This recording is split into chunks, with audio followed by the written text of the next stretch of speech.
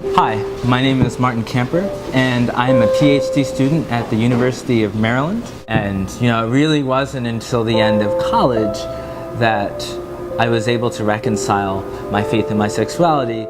Before I started coming out and before I'd reconciled my faith with my sexuality, I think that I was living somewhat a schizophrenic life. I had to, split myself in these really unhealthy ways. We're called to lay down our lives, we're called to lose our lives, but we're called to lose our lives to then gain it. It's not just that Jesus has died for our sins and that we're crucified with Christ, but it's also that we're raised again with Christ. Christianity is a religion of life. And what I found in trying to, pray away the gay and trying to, find healing from, my sexuality was that I was, I encountered death and I wasn't encountering life. But since I reconciled my faith and my sexuality, I have found life. I've found that healing.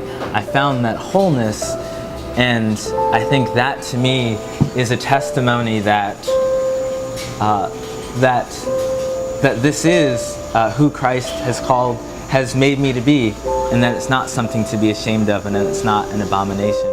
So a couple of Sundays ago, I actually preached on the issue of community and relationships, and I was using my experience as a gay man within the church as kind of an example of what it was like to live in community and have relationships within community, and the tensions that I've experienced with that.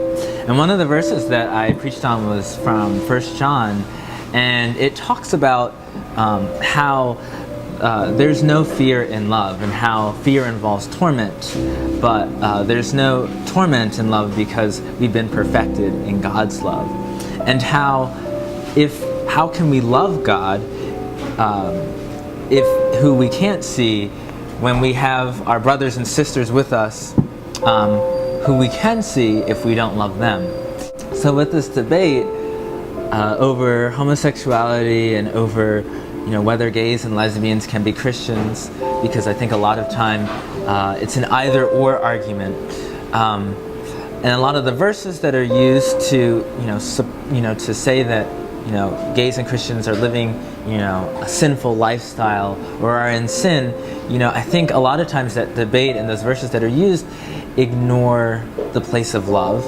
And I think not all the time, because I do think perhaps there are real theological issues that need to be hashed out. I think they often ignore the place of love.